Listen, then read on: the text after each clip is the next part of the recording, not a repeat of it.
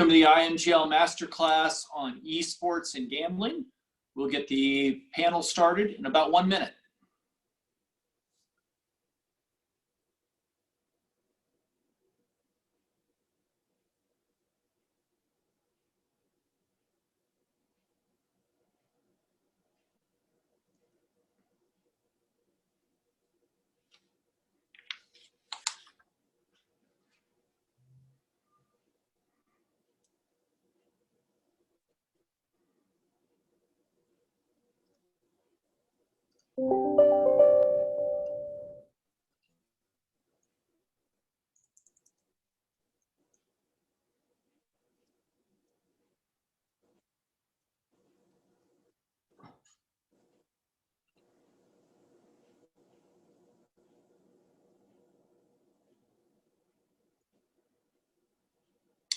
Good morning. My name is Mark Ellinger. I'm the president of the International Masters of Gaming Law. It's my pleasure to introduce you to today's masterclass virtually. Esports and Gambling. I think you're going to find it a timely panel. It's my pleasure to introduce to you Ron Segev. Ron is the founding partner of Segev LLP. He's in Vancouver, so we're having our hockey discussion earlier, which is particularly timely. He's the head of the technology practice group and works with all sorts of different technology clients pretty much across the globe.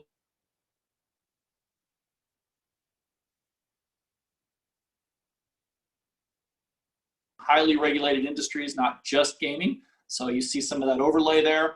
And I think you're going to find that Ron and his panel is going to really bring you a dynamic presentation. And with that, it's my pleasure to introduce Ron Segev. Ron, the floor is yours. Thank you, Mark. Good morning, everyone from Vancouver, Canada.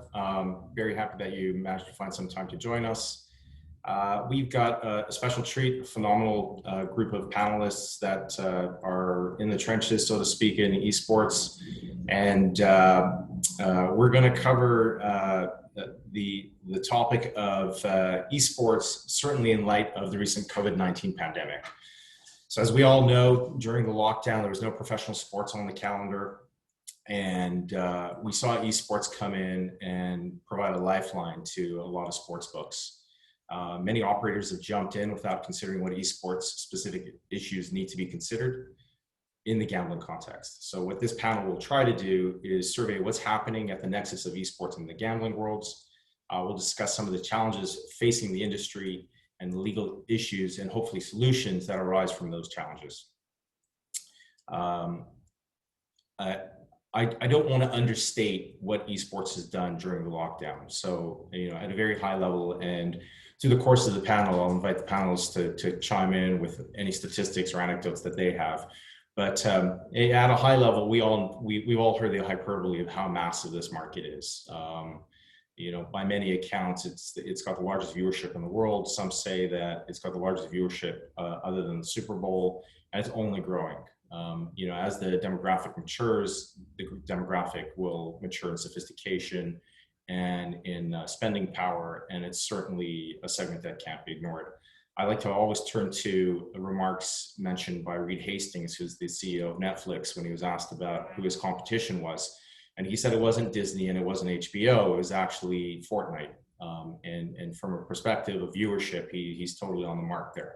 So, again, this is a segment that certainly can't be ignored. Some general comments about media consumption over the peak COVID lockdown period. During the lockdown period, Twitch, which is the premier esports streaming service, saw a 24% increase in viewership. So, when content was getting stale, and certainly when competitive sports live content was lacking, all those eyeballs just went to Twitch. Of equal note is that there was a 3.3% increase in new Twitch channels. So it wasn't just viewership, it was also content creation that was seeing a spike, and that's really important. We'll get into that too. When we're talking about sports books looking for a lifeline, here in our office, we saw some amazing stories. We saw things like live rock skipping competitions. We saw one sports book give out lines and odds on the migration patterns of shark species that were being geotagged. We saw one of our clients offer betting on Madden NFL demo mode. You're all familiar with the way a video game starts up. You have a demo mode of, blue team versus red team. This guy was taking odds on it. And, while all interesting, that does represent a huge set of challenges to regulators and to operators and certainly to consumers. And so some of those will bleed into the more professional realm of esports, and we'll get into that as well. So laying the groundwork, I'd like to introduce our great panelists. I'm going to ask them each to introduce themselves in turn. We've got Marius Adomnica, who's a lawyer with Sega LLP. He is a prominent esports lawyer in Canada, and he's the author of the widely read The Patch Notes. I recommend you check it out. It's an esports and video gaming blog.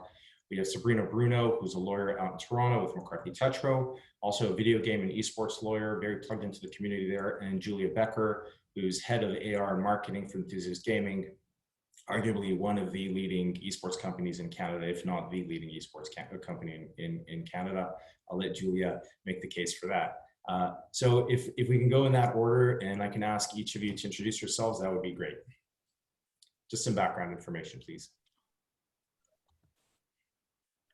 Yeah, so as Ron mentioned, my name is Marius Adomnica. I'm a lawyer at Sperm. A large part of my practice is esports. We are probably the first or one of the first law firms in Western Canada with a dedicated esports practice group. We work with a lot of companies in Canada, especially in Western Canada. Been doing it for about 3-4 years now. Aside from being an esports lawyer, I've been a gamer all my life. I love this community. I'm involved with a lot of sort of local industry groups, the Vancouver Esports Association, things like that. Also read a blog about this stuff, as Ron mentioned. Not that widely read, but it's pretty it is. It's called The Patch Notes, and yeah, that's me. Great, thanks, Marius. Sabrina, we'd love to hear from you. Hi, everyone. I am Sabrina, as Ron mentioned, and I'm a lawyer at McCarthy Tetro in Toronto. I do a lot of corporate commercial work, so anything from gaming law to startup work to technology work to just traditional corporate commercial work is kind of where I do my work. I'm involved with a lot of startups in Toronto in the esports and gaming space, and I'd like to continue my involvement in that area just because I love startups and I love sports and I love video gaming. So I'm trying to kind of merge all of those interests into one and see this industry kind of boom. Great, thank you, Sabrina. Good morning, Julia. Morning. Thanks, Ron. It's great to be here, and thanks for chiming in, everyone. My name is Julia Becker. I am the head of investor relations and marketing for Enthusiast Gaming.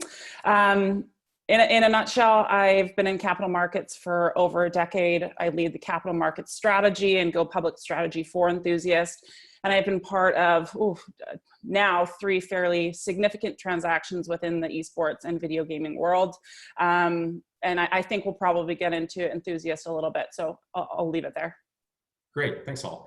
Let's just jump in. I'll open up with a broad question that will lay the groundwork for the rest of this discussion. So for most, if not all of us here, this isn't our first esports panel. We all basically know what esports is. And if you ask most people, they'd say, well, that's easy, it's competitive video gaming. But esports is actually so much more than that when you look at the industry and you break it down into its various segments. So for us to have an informed chat about the esports industry, it'd be great to start breaking it down. Julia, a question for you. You've been head of AR and marketing for Enthusiast for a little more than 2 years now, which is a half-life in esports. years. I've got a 2-parter here for you. One, can you tell us, first of all, what does Enthusiast do? I think that's important because it'll shed light on the various aspects of the industry. It's not just competitive video gaming. And 2, beyond teams and players and publishers, who would you say the major esports related companies are today, and what makes them major players? Sure. So to answer the first question, Enthusiast Gaming is a gaming media company. Our goal is to build the world's largest platform of communities for gaming and esports fans. Significant network on our platform. We reach over 300 million gamers on a monthly basis. through 100 gaming related websites, 1,000 YouTube channels, 7 professional esports teams, over 500 influencers and content creators, and we have 30 live events, live and I guess now virtual events around the world, all specific to gaming.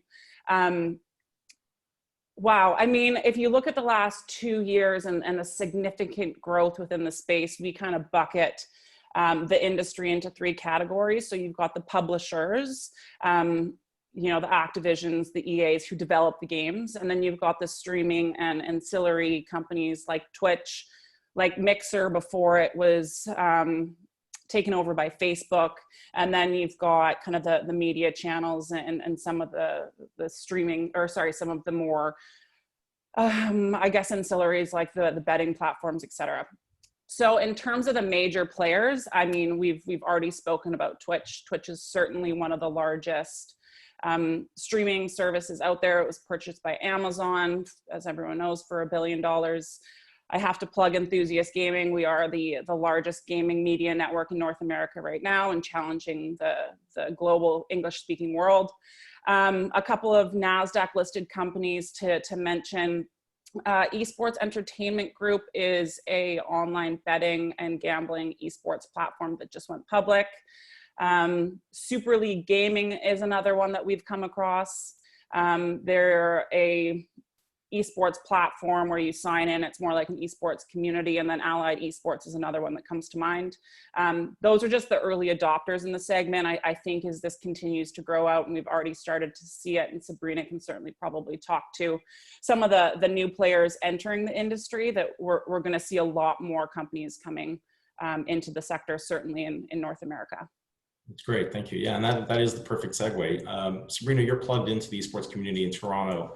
And so specifically with some emerging esports companies, what are you seeing that may be new industry segments that we need to keep our eye on? So I think that a lot of people think that only, you know, media companies are in this space, or companies that have traditionally been in the gaming world. But now I'm starting to see, at least from the startup front, there's a lot of different companies that are unique. So I'm working with one company that kind of specializes in player development. So they take care of things like the nutritional aspect of players or the mental wellness of players, and things along those lines. So it's expanding into an area where people didn't originally think this area was going to go, and it now has created opportunities in all kind of aspects. So, you know, law firms are starting to specialize in this.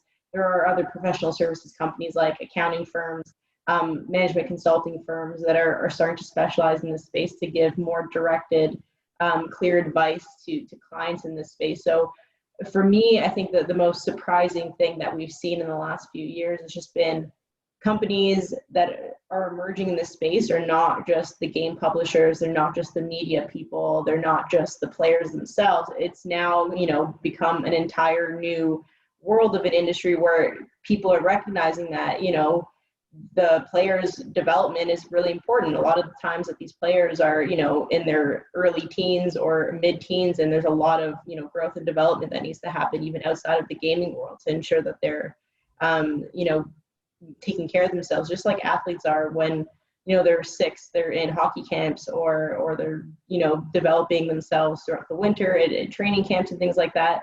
We're starting to see that now with esports, which I thought was really interesting, just because it's even more of a mental game than a lot of traditional sports, arguably. So I think it's really interesting and very fascinating for people in even just psychology to start specializing in this space and things like that. So it's been interesting. Great. You know, one of the things that we have to note is, you know, this panel is focused very much on the COVID lockdown, but we're seeing round 2 of the NBA finals being on strike right now. So that's another interruption to sports. So, you know, we just saw all the Champions League close out with, you know, Canada's favorite son, Alphonso Davies, being part of the starting 11 for Bayern Munich.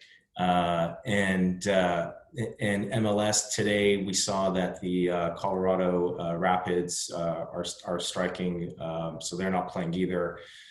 So increasingly, we are seeing a player-driven interruption to the pro sports calendar, which goes to show us that there's going to be an ongoing hunger for more sports content, for more live competitive content, and as we've seen in the traditional in the traditional sports betting world, the successful operators understand that they can't act as standalone bookies, so to speak, that they have to interface with the community more broadly. And, we saw that in the interesting acquisition of Barstool Sports by Penn National. You go where the players are. And, because the successful strategy is to go where the players are, and Julie, I'm sure you can attest to that. What's interesting to look at is where have we seen the growth specifically during the Great Pause, right? Where have the players gone? And how is that insightful for the operators? So, Maris, I'll turn to you. What have you seen as the great growth driver during the Great Pause in the broader industry? Where are the content consumers going? Well, I will say that even in esports, tournaments have gone down. People think, esports, it's gaming, it's online, you can do it even though there's a lockdown. That's true, but it works better if people can come in person and play on the computers and you have a crowd. So a lot of major events have been getting shut down and there's been less activity than before. But where people have gone is streaming. So streaming and gaming content is kind of the only content being made right now. And as you mentioned earlier, Twitch, there's numbers have gone up quite a bit. That's been kind of the refuge people have been going to because that's the only place you can get new content. And in that vein, you've seen a lot of traditional media take a closer look at esports and try things they wouldn't have otherwise. So the NBA and the NHL had tournaments with NBA players playing, NBA 2K or NHL against each other. NASCAR had its own esports tournament, stuff like that. A lot of that stuff is they're still working out the kinks. You can see it's sort of like a traditional sports broadcast crew trying to broadcast an esports tournament, and sometimes it doesn't work perfectly. But just the fact that it's happening, that traditional companies are trying this, it sort of legitimizes esports in the eyes of a greater industry, essentially. I'm sure 5 years ago, somebody went to an TV executive and said, hey, let's have an NBA 2K tournament. They just look at him like, what are you talking about? But now that's no longer the case. Now it's legitimate. So that's probably been the biggest change, I would say, out of this whole situation. Yeah, and I think that the growth in first streaming viewership and then also the number of streamers out there has definitely caught the eye of many of the operators who are now entering into sponsorship deals with a lot of these streamers. And so when we're talking about streamers, this isn't some hack who doesn't know what he or she is doing. Generally they've got between 30 and 50,000 followers a day. And it's not just one or two, there's dozens and dozens and dozens for every market. The viewership is really loyal, it's very sticky. So this is an influencer in to the highest degree. But related to that, there are going to be some red flags that the industry needs to be mindful of. Maris and Julia, I'll turn to you. Any thoughts around some of the red flags at a high level, at least? Yeah, I mean, one sec. Sorry, guys, I've got a 3-year-old. Marius, maybe you take that on and then I'll follow up, okay? Sure, absolutely. So the biggest red flag I see for the industry right now is probably match fixing. So in pro sports, that's not really a huge issue because the athletes make so much money. No one's going to risk their career to do something like that. It's not really a concern. Esports is a bit different. So the industry is just getting off the ground. There's a lot of leagues out there. It's very decentralized. There's no real strong governing bodies aside from maybe the publishers. And the players don't make millions of dollars yet. So there's a lot more opportunity there for match fixing. There's been instances of this already. Some people in Korea have actually gone to jail for alleged match fixing in professional StarCraft. It's not a huge concern right now in the industry. There's not like a match fixing scandal going on every 2 weeks. But the overall conditions are there. Esports is more ripe for that, I would say, than professional sports. So that would be my one biggest potential red flag for the industry right now.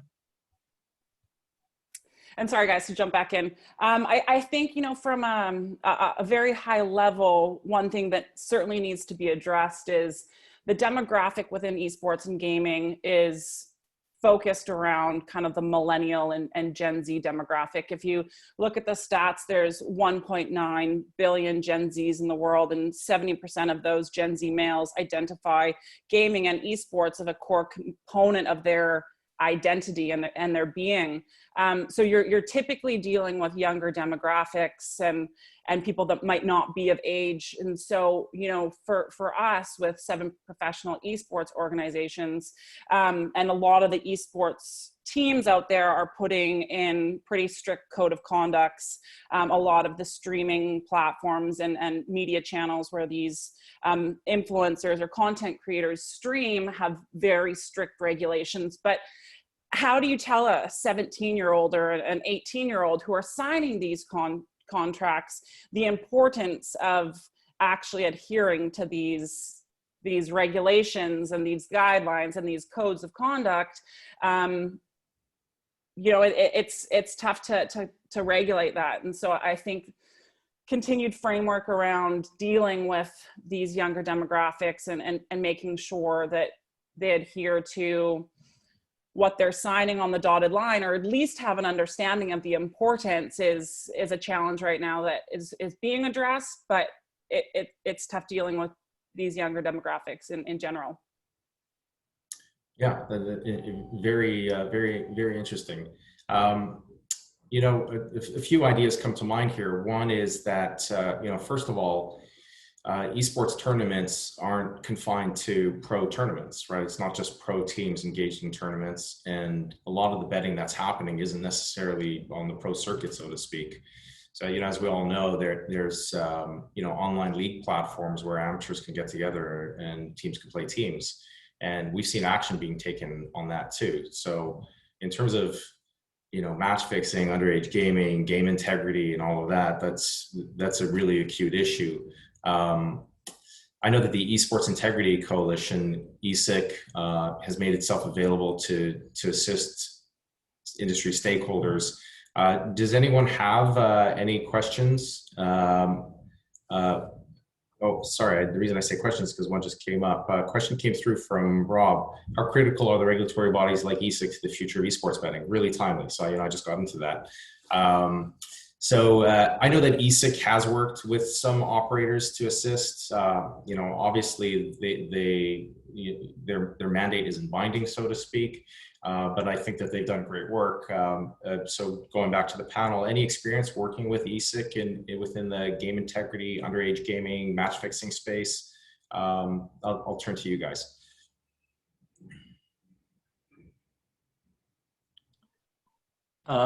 Not with ESIC directly, but I will jump in and say, in terms of regulating this stuff, probably the biggest player is the publishers themselves.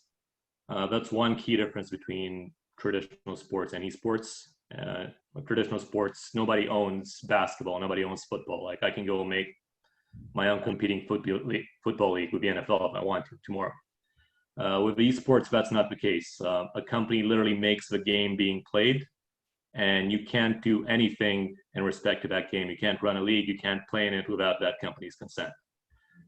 So what these publishers, what these companies say is kind of like the world of God in these games. There's actually a joke, one of the publishers named Valve.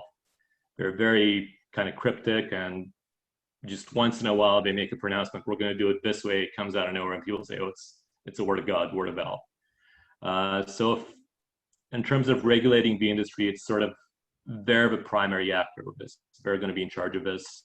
If there's inappropriate conduct going on, the first party that people are going to look at is the publishers themselves, because they have the power to do this more easily than anybody else.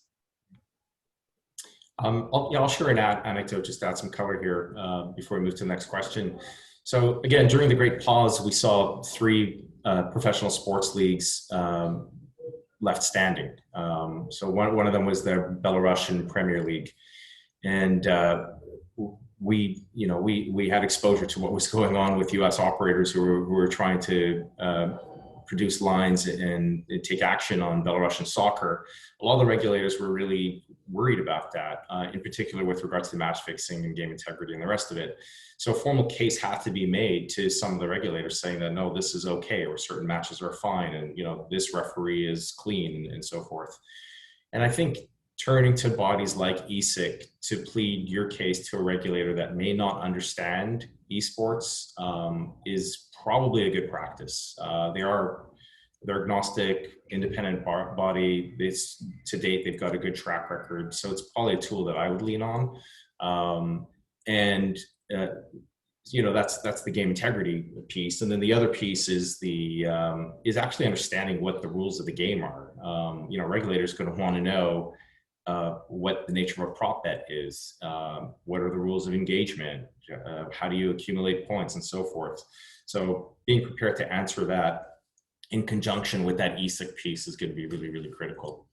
So moving along, I'd like to talk about loot boxes. I think that the loot box case study can be really informative here. There are some new casino style games on the market that have an esports look and feel. We have a couple of clients that have produced them. These are, without being too reductive, they're basically casino games that look like an esports product. They look like a video game. They pay out either in cash or skins. And for many of our client operators, this is a real growth area. We've seen regulators and publishers react to loot boxes over the last few years. And I'm thinking we can learn something from that. Sabrina, do you have any thoughts around that? Yeah, so my experience with loot boxes and advising clients on that is strictly in the video game space. But I think it just overall, for those of you who don't know what a loot box is, I'm sure most of you do, but it's essentially where the game provides you with the opportunity to purchase a loot box, which is like a hidden box pretty much for, like $2, $3, and you purchase it for a chance to get some kind of skin or some other in-game kind of item that you can't at the time usually directly buy.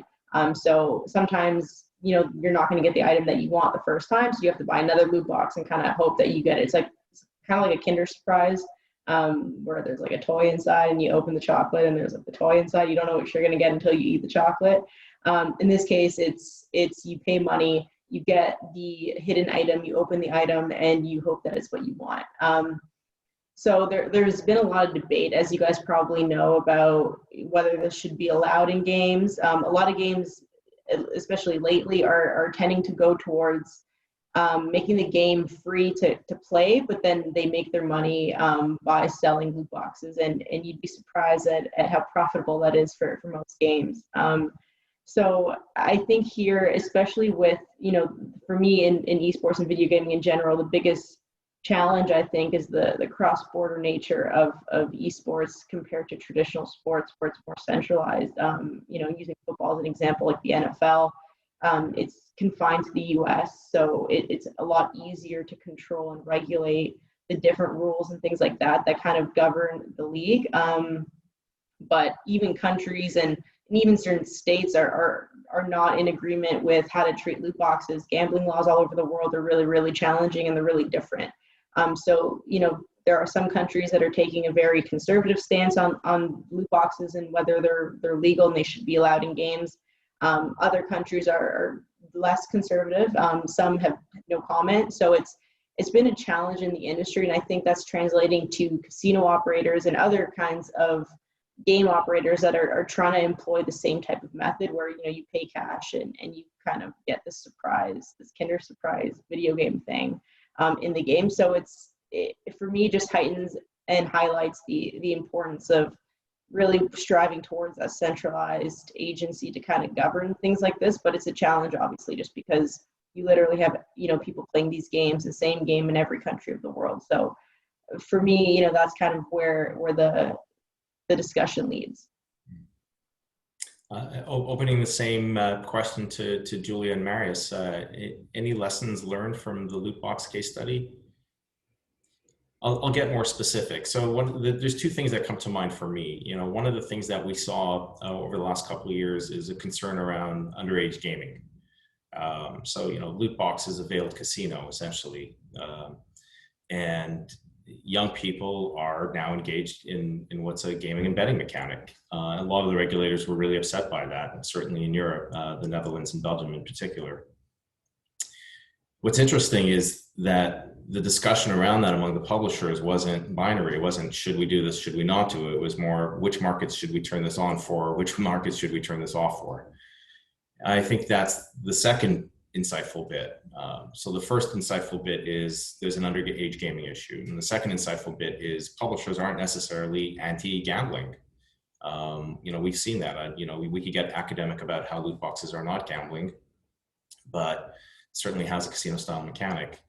So, you know, looking at those two issues from the loot box case study, are there any concerns, Julia? I mean, certainly your company, it directs a lot of its services and products to people who are, you know, underage of majority. You know, what are the concerns there? Marius, a question to you. For underage gaming, what are some best practices? What are we seeing in the industry? What are some concerns? And then also from a commercial perspective, you know, what are sort of some of the contractual elements that we have to be mindful of with the publishers? Like, how do you use their content to run a tournament in light of these broader issues? So I'll open it back up to the panelists. Great, and maybe I'll start. I mean, I'm not sure if it's so much a concern or a reality. Traditionally, you know, when you bought a video game, you went to the store, you spent $80 on a CD-ROM or whatever the game was at that time, and the shelf life was as long as you didn't get bored. Today, a lot of these huge mammoth publishers are offering free-to-play games like Fortnite with in-game experiences as their real monetization method. And as Sabrina said, they're making millions and millions of dollars off of these in-game experiences, loot box skins, whatever it may be. So it's now trying to challenge the publishers to change their revenue model completely. The other thing that we've seen, and certainly it's important for esports, is because of these in-game experiences and monetization techniques, the longevity of these games like Fortnite, like Call of Duty, like The Sims, is significantly longer than it would be. So instead of Activision coming out with a new game entirely, it's just building off of its Call of Duty game, which is an important thing to mention within esports, because then it almost makes the franchise teams and the longevity of what esports actually is far more relevant. So we have two franchise teams in partnership with the Aquilinis, who is, as some of you may know, a very prominent family in Canada, and we own the Vancouver Titans, which is the Overwatch League, and the Seattle Surge, which is the Call of Duty League. And, you know, we sit at a round table with some of the most wealthy families and wealthy groups in the world who also participate in these franchises. And, you know, the question always comes to us, well, like, what if there's a new game? And what if Call of Duty isn't popular anymore? Well, I mean, the proof is in the pudding, because we look at the longevity of these games, and they are still popular and they're growing in popularity. EA had a call earlier this year, and they are extremely bullish still on the Sims game, and have been for the last 2 decades.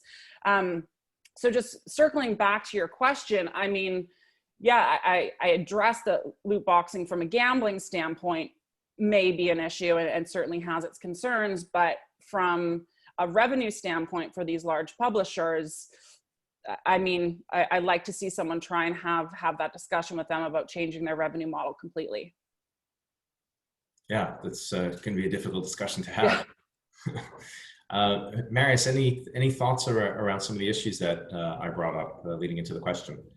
Yeah, you asked about sort of best practices in terms of minors, gaming by minors. Yeah, that's a That's a very big concern in esports, especially because a lot of these games are targeted towards younger demographic. One example especially is Fortnite, which is probably one of the most popular games in the world right now. I don't have the stats offhand, but I would bet that like the vast majority of people who play that game are under the age of 19. It kind of has a reputation in the gaming community as a game that's sort of for teenagers or younger kids. So you have to be careful, like when you're using, stills from Fortnite and imagery from the game in your marketing materials, potentially, like that stuff's directed toward kids. So you want to be very careful about that issue, about sort of how you market stuff and how you do it in a way where you don't draw the attention of regulators. Because the product, again, itself is something, it's different from traditional sports. It's something that's designed to appeal to a younger demographic. And another concern is that, the audience of these games skews a lot younger than the audience for traditional esports betting. Like traditional esports betting, I'm sure it runs the gamut in age from, 20 to 60. With esports and gaming, fans are a lot younger. Your audience is a lot younger, and again, it's more of a concern, more of a risk that you're going to have people who are not of age trying to access your products. So you have to take additional measures to prevent that, essentially. Yeah. Sabrina, I'm just wondering if you have anything that you'd like to add. I see you nodding along. Yeah, I mean, the underage gaming is a challenge, especially now, in addition to what everyone else has said with respect to advertising on streaming services like Twitch, for example. There's a whole slew of advertising laws that are specific to minors, and it's becoming increasingly more challenging to navigate the landscape in terms of marketing and advertising to minors, just because there's so much more protection. So in addition to, prohibiting minors from actually gaming and gambling in that respect, you also have to think of the ancillary effects of, new platforms like Twitch and Mixer and things like that, and YouTube. Because especially in the US and Canada recently, and more importantly in the US, there's been a huge shift in whether, in the advertising landscape to minors and what you kind of have to do to ensure that you're on the right side of the law with that. So I just want to raise that as well, just because it's becoming more and more of an issue in addition to, the obvious like gambling issues, for example. Right, yeah. I think it's also important to note that this isn't new territory for the betting world. I think what's a really insightful practice would be just have a look at what the UK Advertising Standards Authority has done. Without, well, I'm going to call them out. I mean, Paddy Power's had a really great reputation of getting their attention, unwanted attention sometimes, by creating ads that are more likely to be attractive to underage people. And, just having a look through some of the ASA commentary on prohibited advertising and complying with ASA standards is probably a really easy, good first start, right? And then also keeping in mind that from the betting perspective, certainly we have standard KYC and AML that's in place. It's all the more important because you can imagine that at the top end of the funnel, there's going to be more kids coming through, right? So it's never been more important. The other thing that we've seen that's illustrated from the traditional sports betting world is an initial reluctance by the pro leagues to interface with the betting industry, which has transformed into more formal commercial cooperation. So we're seeing a lot of the sports betting companies like DraftKings and MGM actually become quote unquote, authorized betting partner or, exclusive betting operator, stuff like that. We're probably a fair ways away, I imagine, from the publishers engaging in stuff like that. And I think that's really important too, because if you're going to be using their marks, their artwork and so forth, I don't know that you'd be able to do it in a formal capacity. Like I'd love to be on that call. I'd love to help draft those documents, but you can imagine that it'd be really siloed because gaming companies do want to protect, people who are under age of majority. So we have a question that's come in that's really timely. it's a question from Dennis. He asks, can any of you comment on the impact of COPPA, which is the Children's Online Privacy Protection Act? So I know our office has some experience working within that framework. Maris, do you want to jump in, or I'm happy to share some quick comments. Maybe Sabrina or Julia have some experience with that. I'll open it to the panel first. Sure. I mean, yeah, the biggest concern with COPPA, I mean, you don't want to trigger COPPA because the obligations are extremely onerous. So from a 1,000-foot view point of view, essentially, is make sure you review your marketing materials and have them reviewed by your lawyer, and make sure it's not something that's likely to trigger COPPA, because the consequences are significant. The nitty gritty, Ron probably knows more about this than me, so I'm gonna throw it back to him if he wants to add more about that stuff. Sure, yeah. So thanks, Mary. So within the betting context, the rule of thumb is don't market to kids. Hopefully you're not doing that. And then certainly don't take their deposits and don't sign them up. Your KYC, as I said, is going to have to be extra robust because you're getting more kids through the top end of the funnel. If you do that, then technically speaking, you're not governed by COPPA because you're not dealing with children, right? But if you come under scrutiny, audit, consumer protection issue, parents complain that their kid's been betting on their site, there's going to be a price to pay. There's no question about it. I know that's kind of a non-answer, but it is an answer. The other thing that we need to take into account is that certainly in common law jurisdictions, there is no binding contract with a minor. So, your terms of service don't apply. Your privacy policy doesn't apply because a minor can't enter into a contract with you. So what does that mean? Does that mean that if a minor unknowingly plays on your site and loses $1,000, that it's their loss? Well, not necessarily under contract either. So we need to keep in mind the broader common law issues too. I imagine many of the civil codes have a similar effect. Thanks for that question, Dennis. That's very important. So moving along, a talk about esports growth, certainly in Canada, can't exclude some of the financing activity that we've been seeing in the space. Many of the phone calls that our office receives sound like this: I'm looking for an e-gaming deal. What do you got? And I can see from Julia's reaction, she gets those phone calls too. So the financing activity is only quickened after the industry proved itself immune to COVID-19. Julia, turning to you, as head of investor relations for Enthusiast, and being on the front lines of the company's financing and M&A activity, can you share some insights on potential risks and rewards here? So specifically with regards to an acquiring party or an investor, there's so much hype and hyperbole around the industry. What are some best practices that you'd recommend be adopted by someone who's looking to enter the space?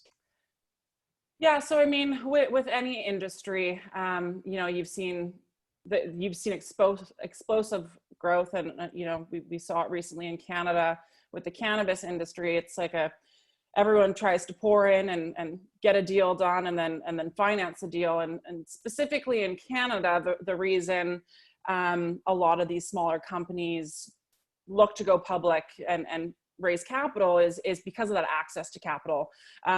In the US, they've got a significant VC and private capital industry that, quite frankly, Canada just doesn't have. So the reward is always access to capital, really starting the growth through that initial financing or going public. On the flip side, and it's always a challenge, is how do you navigate as an investor what a good deal is? How do you, if you're a company, how do you even start the process of doing that go public transaction and look for capital? And a lot of the deals that I'm seeing are having a very hard time actually raising capital, mainly in Canada. So certainly, again, the rewards, access to capital, doing that initial raise. The risk is always not having that access to capital. I can go into the public market kind of logistics, but I don't think I need to do that.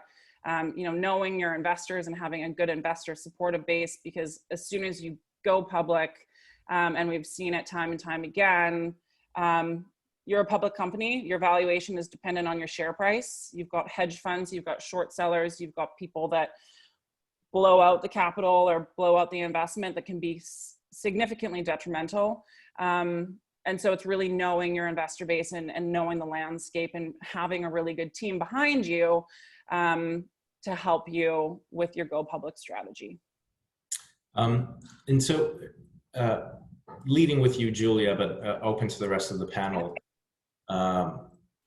If you were on the investor side, which you often are, what are some of the due diligence tips that you could share with the people who are logged in watching us today? What 2 or 3 tips? Like, what are the questions that you'd ask to really get into the weeds to make sure that this is a solid investment, what people are saying it is? Yeah. So, I mean, again, I think with any industry that starts with, and again, explosive growth, there's going to be a lot of shiny objects. So one thing I always look for is revenue generating. Are you making money, and how so? Looking at the business model and looking at how you're going to continue making money, and is there a long-term growth strategy in place? And then management. I mean, have you done it before? Are they just a bunch of people that want to get into esports with no experience in traditional sports or media? I'm really looking at the track record. So just to summarize: revenue, growth plan, management. And if all of that looks solid, I'd probably say do a little bit more due diligence, but that's going to separate the good ones from the bad ones. Right. So, yeah, I mean, that's when the commercial team gets involved. Yeah. And the commercial team gives the green light. The legal team usually starts getting involved, and we start doing our legal due diligence. Marius, Sabrina, some of the stuff that you'd be looking at. Just to echo Julia, yeah, I think having a management team that has a solid background in esports, that's very important. That, there are people who have been in this industry sort of thick and thin from the beginning. It's not somebody who's worked in, a few other industries and we're like, oh, let me try esports. That's a key. And the second key is, again, like Julia said, the business model. So esports is very, quote unquote hot right now. There's a lot of interest. Everyone knows the industry is going to be huge. But there's a lot of that, step 1, esports, step 2, question mark, step 3, profit, that kind of thing. In terms of how to actually make money from esports, there's really no established business model right now. There's a lot of companies out there that are just basically, I think, maybe just trading on the name, the fact that they're involved in esports, and they think, okay, people are going to be excited about that, and that's going to help them float along. But in the long run, you're going to need to see revenue coming in, and without a clear business model, an actual way we're going to make money, that's going to be an issue for a lot of these companies. I think people are talking a little bit about whether there's an esports bubble. In the last couple of years, a lot of esports teams in the US, they've raised 30, 40 million a piece, lots of money. I think in the next couple of years, you're going to see a couple of those teams run out of money because, again, they don't have a clear business model. Just entering tournaments and trying to get some sponsorship revenue, I don't know if that's going to be enough. And as those teams sort of, maybe a couple of them fold or run into financial trouble, that's going to sort of take the air out of the bubble a bit. And that's when you're going to see sort of a lot of enthusiasm of the market come down. And at that point, the companies I think that survive are going to be the ones that actually, have a clear, established business model and, have a way to actually make money out of this. Sabrina, any thoughts from you? Yeah, I mean, I echo everything that everyone else has said, but more specifically, I think for me, just because of the risk that this is an esports bubble, or because it's something that everyone's kind of rushed into really, really quickly over the last few years, I would specifically want to know the details of, a contingency plan. Basically, when I meet with startups, I want to know, what happens in worst case scenario, what are your plans? Not only like in an ideal world, everyone's growth plan is going to be super awesome because it's going to be executed properly and it's going to be executed as they imagined it, and everyone's going to be happy. But we're already starting to see a ton of saturation in the market, all over the world. And, you know, a lot of people are entering this industry with different types of businesses and business models, and some of them are really well thought out. But the thing is that it depends on, you know, the competition in the space and how many companies are in the space. So you can have the best kind of imagined business with the best business model, but if there are 9 of those companies that are having, you know, they have the same business model, that they're doing the exact same thing, there's going to be 7 or 8 of them that don't really do much. So I want to know, you know, from the startups that I work with at least, even though I do more of the legal work, but I try to challenge them on and prepare them for investor meetings and interviews and things like that. And I want to know what happens when your competition comes up with like 8 different companies, and or if a giant comes up with a similar company to yours, and like what are you going to do if, you know, Facebook comes up with a very similar competitor?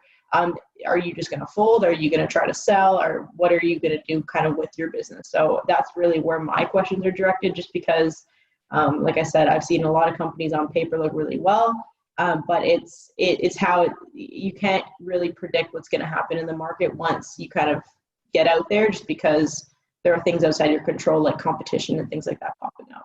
Sure.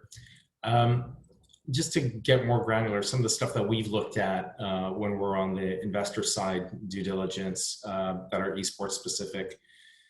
So in particular, you know, when we have a client that's looking at investing in a company that's managing teams, a lot of employment or agency issues will come up.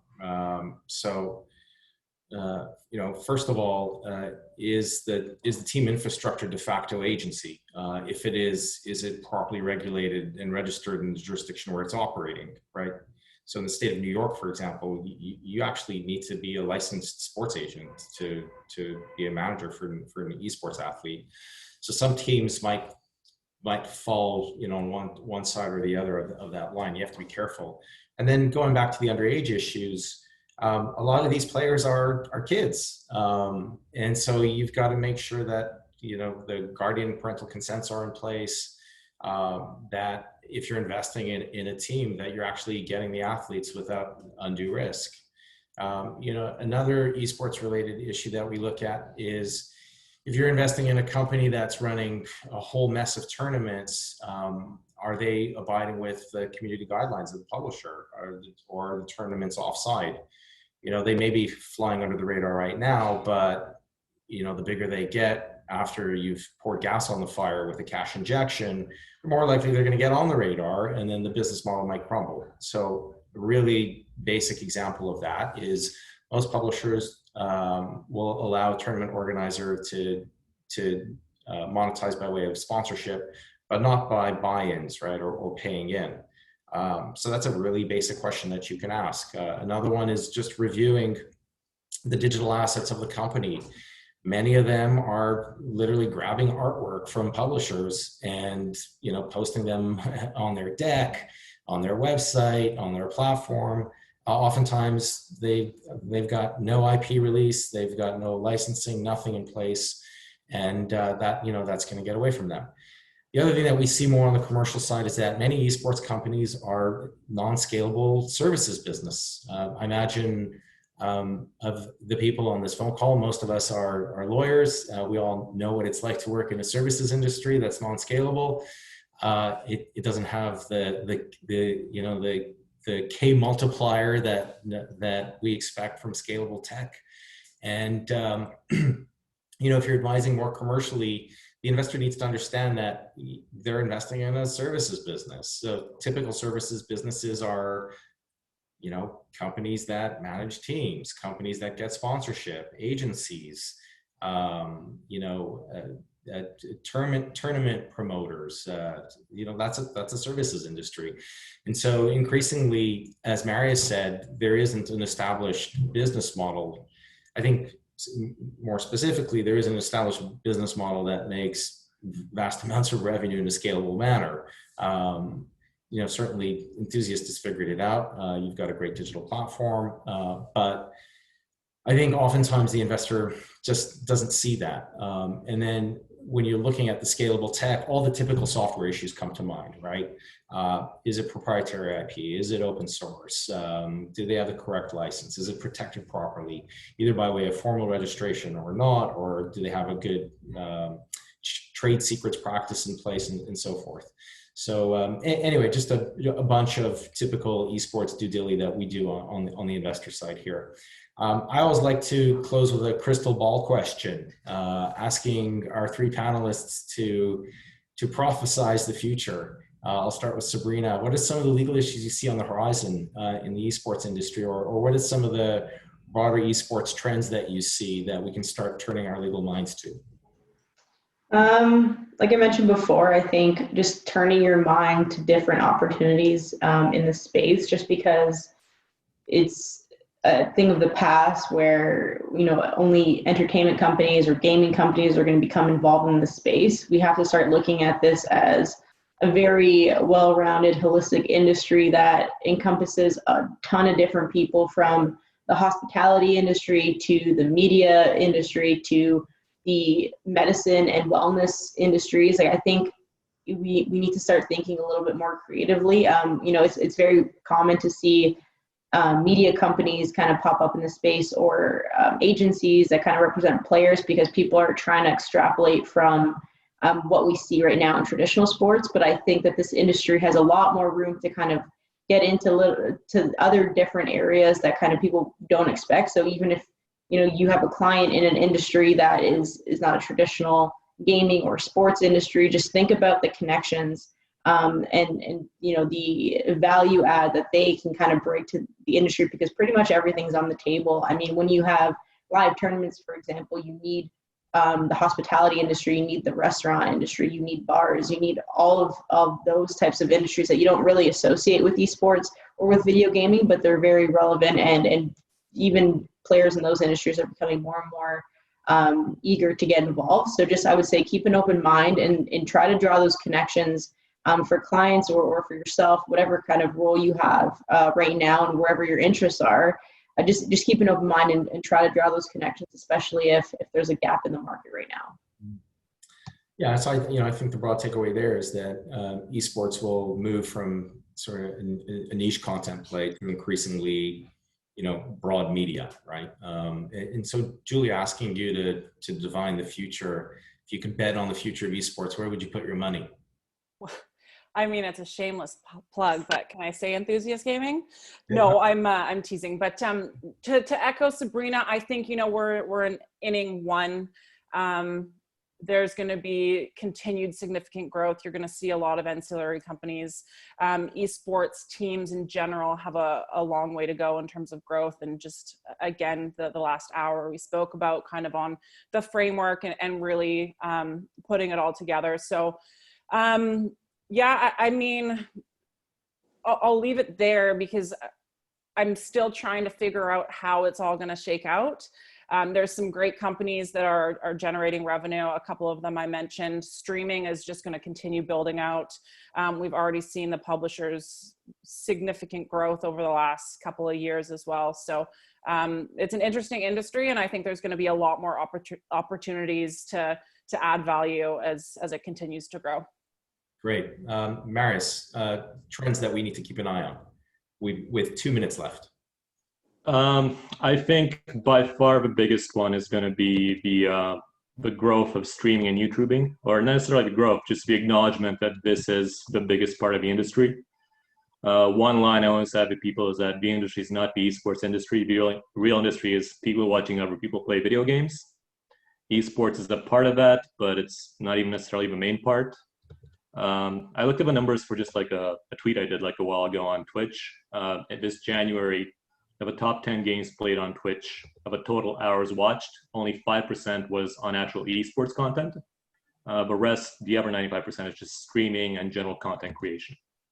So the vast majority of time spent watching gaming content is not esports, it's just general streaming content. Yeah. When the proverbial kids come home from school, they don't necessarily turn on the international or professional, like competitive esports. They turn on Ninja and their favorite streamers. one of the games I personally follow is a game called Hearthstone.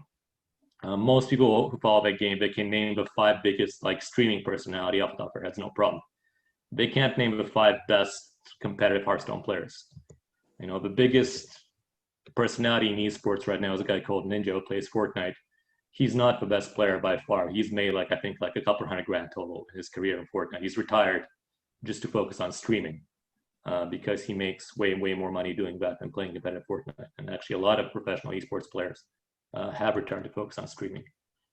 So if you look at sort of who in the industry has come closest to figuring it out, it's actually with streamers and content creators. A lot of these guys make literally, tens of millions of dollars a year, and they're they're a one-man TV station essentially, and all that ad revenue goes to them. Ninja famously got paid $50 million to switch from Twitch to Mixer, Microsoft streaming platform that actually has gone offline recently. But in terms of the biggest trend in the industry, I think that's it. If I was to put my money in anything in the industry, it would be something related to streaming and content creation. Now, if you're into esports betting, how does that affect you? Marketing, I think. If you want to market to esports, potential clients, streaming and content creation, that's the best way to do it. So the biggest video game in the world in the last month has been a game called Fall Guys. I've looked at it, played it. The game's, it's okay, it's fine, but the reason it's being so successful is because they marketed it through streamers, through Twitch. Their whole strategy is built on that, getting people to watch, giving them access keys for watching for a certain period of time, all that stuff, and that basically blew up the game. So if you want to really tap into an esports audience, tapping into Twitch and streamers, that's kind of your way in. That's great insights, and very much in keeping with what we're seeing in traditional sports betting, with a lot of the influencer deals, a lot of pro athletes or sports personalities leveraging their 20 million, 30 million followers to flow that traffic out to a sports book. One word of caution that we always give our clients is when you're doing an influencer deal, just make sure that there's a morality clause in there that if any of the influencers get into any trouble that brings your brand into disrepute, you could pull the plug. A lot of these people are not professional celebrities. They're not endorsers. Some of them don't have pro management. They don't have people managing their Twitter account, or, they just say what they're going to say. And that could get you into a little bit of trouble. So it's good to have a backdoor. On that scary note, I see that we're 2 minutes over time. I want to very much thank our panelists, Julia, Marius, and Sabrina. I thought it was a really interesting chat, and I'd like to thank IMGL for putting this together and giving us the opportunity, and for everyone who logged in and stuck around. Thanks very much. Over to you, Mark. Thanks, Ron. Really appreciate it. Great stuff from you and your panel. Ron, Julia, Marius, Sabrina, thank you so much for sharing your insights, and look forward to keeping up on this field as it goes forward. Quick couple notes. Our next masterclass will be September 17th. We'll turn to tribal gaming at that point. And also watch imgl.org for an upcoming announcement of a virtual 3-day conference covering the globe. Look forward to getting back to a little bit of normality, albeit online. If you have suggestions for topics, would like to moderate or speak, please send an email to our Executive Director, Brienne Van Dyke, at brienne@imgl.org. Enjoy the holidays as they come up for Labor Day in the US and around the country and around the world. And we'll see you on September 17th. Thank you again. Have a great day. Thank you. Thank you.